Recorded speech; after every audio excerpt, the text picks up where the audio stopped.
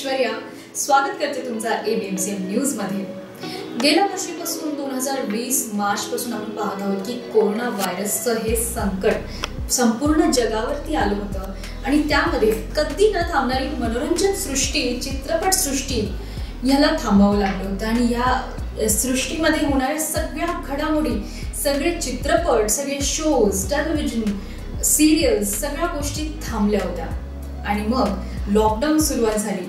पण त्याच्यानंतर ही थोडंफार अनलॉक सुरू झाल्यामुळे हळूहळू कामं सुरू झाली होती। पुन्हा एकदा लॉकडाऊन लागलं, पण आपण आशा ठेवत आहोत की लवकरच आपली ही चित्रपट सृष्टी, मनोरंजनाची सृष्टी परत त्याच वेगाने पुन्हा धावायला सुरू करणार आहे। आणि अशा काळात एक खूपच इंटरेस्टिंग विषय असलेला नवीन मराठी चित्रपट जर आपल्या भेटीला लवकरच येणार आहे असं आपल्याला कळालं तर उत्सुकता नक्कीच वाटणार आहे। असाच एक नवीन चित्रपट घेऊन लवकरच आपल्याला भेट देण्यासाठी येणार आहेत। चित्रपटाचं नाव आहे आणीबाणी आणि या चित्रपटाविषयी आपल्याला विशेष गोष्टी सांगणार आहेत या चित्रपटाचे निर्माते, दिग्दर्शक दिनेश जगताप सर, जे खास आपल्याला एबीएमसी न्यूज वर आज भेट देण्यासाठी आलेले आहेत। Sir, welcome to ABMC news. ही गोष्ट आम्ही ऐकली की लॉकडाऊन नंतर सेन्सॉर होणारा मराठी चित्रपट हा आहे आणीबाणी तुमचा चित्रपट। सामाजिक विषयाचा चित्रपट जो आहे कॉमेडी जॉनर मध्ये, तर हे इंटरेस्टिंग कॉम्बिनेशन ऐकायला खूप उत्सुकतेचं वाटतं, तर आम्हाला तुमच्याकडनं जाणून घ्यायला नक्कीच आवडेल। सिनेमा तयार करण्यासाठी प्रत्येकाचा एक वेगळा थॉट असतो। प्रत्येक डिरेक्टर एक काहीतरी डोक्यामध्ये घेऊन विचार करून एक प्लॉट तयार करतो आणि त्या पद्धतीनं तो त्याची गोष्ट सांगण्याचा प्रयत्न करतो। बेसिकली या सिनेमाच्या बाबतीत असं झालं की मला असं स्वतःला जास्त काही करावं लागलं नाही। त्याचं कारण असं होतं की सिनेमाचे लेखक अरविंद जगताप, मुळात त्यांनी हा प्लॉट किंवा हा सिनेमा इतका सुंदर लिहिलाय, तर तो इतका सुंदर पद्धतीनं शब्दबद्ध केलाय की मला फक्त त्याच्यावर थोडा रिसर्च आणि थोडीशी क्रिएटिव्हिटी, कारण बरंच काही त्यांनी मुळात शब्दांमध्ये इतकं व्यवस्थित गुंफलं होतं आणि या सिनेमाचे जे कास्ट आहे, जे कलाकार आहेत, त्यांनी सुद्धा ते सीन इतक्या चांगल्या पद्धतीनं प्रेझेंट केले की कधी कधी असं वाटतं की मी फक्त नावाला दिग्दर्शक म्हणून तिथं होतो, बट जे काही झालं, जे काही घडून आलं ते खूप चांगलं घडून आलं। आणि ह्या लॉकडाऊनमध्ये म्हणजे जेव्हा सेन्सॉरचं काम चालू होतं, हे काम चालू असताना सुद्धा एक गोष्ट अशी प्रदर्शनं लक्षात आली होती की सध्या कोरोनामध्ये लोक बाहेर जाऊ शकत नसल्यामुळं ते घरामध्ये बसून वेगवेगळ्या डिजिटल प्लॅटफॉर्मचा जास्त वापर करतायत आणि त्याच्यामुळे वेगवेगळ्या प्लॅटफॉर्मवर जे कंटेंट येतात ते सुद्धा सेन्सॉर होऊन येतात आणि ते करण्यासाठी सुद्धा सेन्सॉर ऑफिसमध्ये वेगळ्या पद्धतीनं त्याचं परीक्षण केलं जातं। म्हणजे ते थिएट्रिकल नसून ते व्हिडिओ सेन्सरशिप म्हणू शकतो आपण त्याला। ते व्हिडिओच्या माध्यमातून सेन्सॉर करून मध्ये कंटेंट येतात। बट सिनेमा हा कसा असतो की सिनेमा हा थिएट्रिकलच असला पाहिजे आणि तो थिएटरमध्येच लोकांनी जाऊन पाहावा, आणि म्हणून मी व्हिडिओ सेन्सरशिप न घेता, डिजिटलची व्हिडिओ सेन्सरशिप या सिनेमाची न घेता मी डायरेक्टली थिएट्रिकलच घेतली की आपल्याला हा सिनेमा थिएटरमध्येच लोकांना प्रदर्शित करून दाखवायचा। सोशल मेसेज किंवा सोशल पद्धतीनं या सिनेमाचं जे मेकिंग करायचं आम्ही ठरवलं किंवा त्याची निर्मिती झाली, ती थोडक्यात अशी झाली की ज्यावेळेला स्क्रिप्टचं नरेशन झालं, अरविंद सरांची आणि माझी त्याच्यावर चर्चा झाली। मुळात ते नरेशन काही असं वन गो मध्ये कधीच झालं नाही, पार्टली नरेशन होत गेलं त्याचं पण। म्हणजे काय, आत्ता 10 सीन वाचले, नंतर 15 दिवसांनी पुढचे 10 सीन वाचले, नंतर मग पुढचे 10-12 सीन, असं करत करत ते आम्ही साधारण 5-1 महिने त्याच्यावर आम्ही तशा पद्धतीने नरेशन घेत होतो। आणीबाणी म्हटलं की जरा मनात आलेला वेगळाच विषय वाटतो, पण फिल्मच्या बाबतीत आणीबाणी हे नाव आणि कथेविषयी काय सांगाल? कथेविषयी सांगायचं झालं तर आणीबाणी म्हटलं की लोकांच्या डोळ्यासमोर 25 जून 1976, बेसिकली ते 26 जून अशी तारीख असायला हवी, म्हणजे मी जे वाचते त्याप्रमाणे, कारण 25 जूनच्या मध्यरात्री आणि 26 जूनच्या पहाटेच्या वेळेला हा सगळा प्रकार घडला होता आणि ती अनाउन्समेंट झाली होती 1976 साली की आणीबाणी देशामध्ये लागू करण्यात आलेली आहे। आणि त्याचा कालावधी किती होता, ती किती महिने चालणार आहे हे कुणालाच काही माहित नव्हतं। आणि जसं जसं दिवस उलटत गेले तसं लोकांना कळत गेलं की ह्याच्यामध्ये नसबंदी आणि हे ते, आणि मग ते फॅमिली प्लॅनिंग, कुटुंब नियोजन वगैरे वगैरे वगैरे सगळं. मुळात हा सिनेमाचा कंटेंट ज्या वेळेला आम्ही अभ्यास म्हणजे काम करत होतो या कंटेंटवर, त्यावेळेला आम्हाला हा प्रश्न पडला होता की आपण हा कंटेंट नक्की कसा प्रेझेंट करूयात. म्हणजे त्याला पूर्ण कॉमेडी जॉनरचा करायचा का पॉलिटिकल बॅकग्राऊंड ठेवायचं पूर्णपणे. सो मग आम्ही ठरवलं की आपण पूर्ण कॉमेडी जॉनरवरच हा विषय खेळवूया. जो सिरियसनेस त्या काळातल्या लोकांनी आणीबाणीमध्ये अनुभवला तो याच्यामध्ये नाही दाखवायचा तसा. जे की माझा विचार तर माझा जन्म त्याच्यानंतर खूप वर्षांचा आहे. मी तर काही आणीबाणी बघितलेली नाही, पण माझ्या वडिलांनी ती बघितलेली, त्यामुळे मला ते काही इनपुट्स मिळत गेले.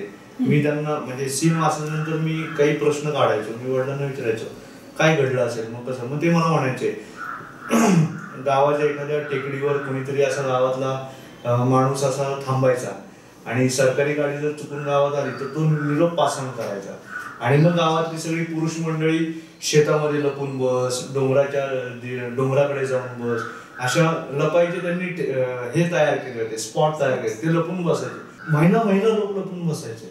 लहान लहान मुलं त्यांना डबा घेऊन जायची. प्रत्येकालाच ते हवं होतं असं नव्हतं, काही लोकांनी पैशासाठी त्या गोष्टी केलं सुद्धा.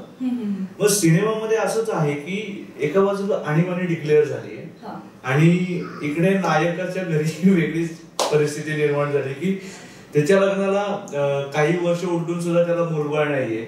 आणि मग ते वातावरण घरातलं एक टेन्शनचं असं निर्माण झालं की जर ह्याची नसबंदी झाली तर मग घराला वंश आणि ब्ला ब्ला ब्ला ह्या गोष्टी कशा होतील. सिनेमामध्ये थोडक्यात आपण असं म्हणू शकतो की एका लग्नासाठी 2 उमेदवार तयार आहेत. एकाला मुलगा आहे म्हणून बायको पाहिजे त्या मुलाला सांभाळ करायला, आणि एकाला मुलगा नाहीये म्हणून बायको पाहिजे मुलाला जन्म देण्यासाठी.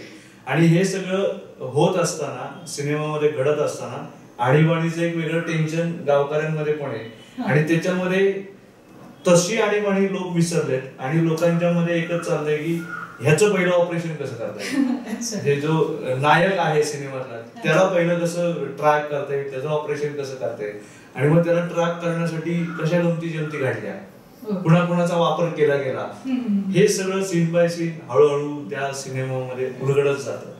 आणि ते पूर्ण स्टार्ट टू एंड हास्यास्पद आहेत त्या सगळ्या गोष्टी. म्हणजे विषय खरं तर ही सिरियस गोष्ट होती जी खरोखर घडलेली आहे, पण त्याला हास्यास्पद स्वरूपात दाखवण्यात आलेलं आहे. तर आम्हाला नक्कीच जाणायला आवडेल की कोण आहेत त्या चित्रपटाची स्टार कास्ट. तशी मोठी स्टार कास्ट आहे. उपेंद्र लिमये आहेत. माझी खूप पहिल्यापासून जी इच्छा होती की मला त्यांच्यासोबत काम करायचं होतं, त्यामुळे मी मुख्य भूमिकेसाठी त्यांचीच निवड केली.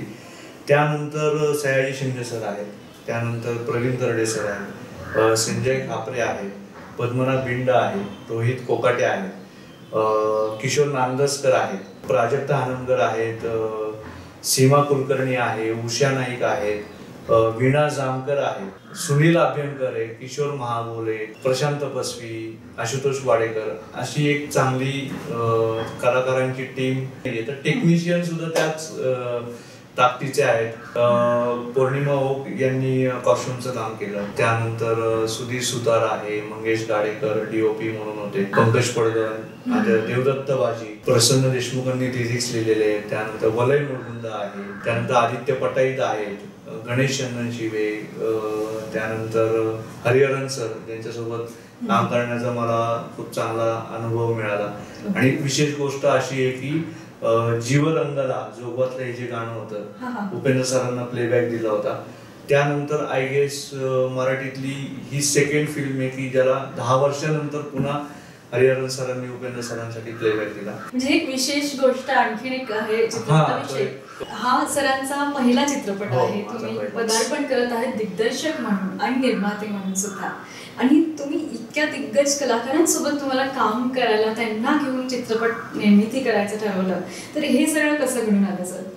पहिली गोष्ट म्हणजे कलाकारांची निवड करणं, त्या गोष्टी लाईनअप करून पुढे जाणं हा एक वेगळाच क्रिएटिव्ह थॉट असतो. सगळ्यात महत्वाचं काय असतं ना की ऍज अ प्रोड्युसर म्हणून उभं राहणं एंड पर्यंत त्या प्रोजेक्टसाठी. सायमल्टेनियसली या दोन्ही गोष्टी सांभाळताना खूप दमछाक होत होती. इकडे क्रिएटिव्ह पण करायचं होतं, इकडं प्रोडक्शनच्या बऱ्याच गोष्टी होत्या. हे सगळं करत असताना कलाकारांच्या बाबतीत खूप साऱ्या छोट्या छोट्या गमती जमती घडलेल्या आहेत, म्हणजे ऑन सेट शूटिंगच्या गमती जमती. डिरेक्टरला तो सीन त्या आर्टिस्टला नरेट करावा लागतो. सयाजी सरांचा किस्सा, तर मी सरांना सांगायचो एक आणि ऍक्शन कॉल दिल्यानंतर घडायचं वेगळंच. म्हणजे जे मला अपेक्षित होतं त्याच्यापेक्षा एक स्टेप पुढे जाऊन सर काहीतरी करायचे. असं एकदा नाही, दोनदा नाही, तीनदा नाही, 5-6 वेळा झालं. त्यानंतर मी सरांना एक रिक्वेस्ट केली, माझं काही चुकतंय का किंवा एक वेगळी ट्रीटमेंट तुम्हाला अपेक्षित आहे का एक आर्टिस्ट म्हणून. तर सर मला म्हणते की अरे ते तसं नाहीये, तू जे मला सांगतो त्याच्याही मध्ये काही गोष्टी ऍड करून मला जे भारी वाटतं ते मी आणखी करायचा प्रयत्न करतो. इव्हन तो सीन नरेट झाल्यानंतर सर ठीक आहे एक रिहर्सल करूया, आणि त्या रिहर्सल मध्ये मी जसं सांगितलं तसं करायचे. पण शूट ज्याला कॅमेरा ऑन होतो आणि त्याचं शूट चालू त्याला ती गोष्ट वेगळ्या पद्धतीनं समोर यायची.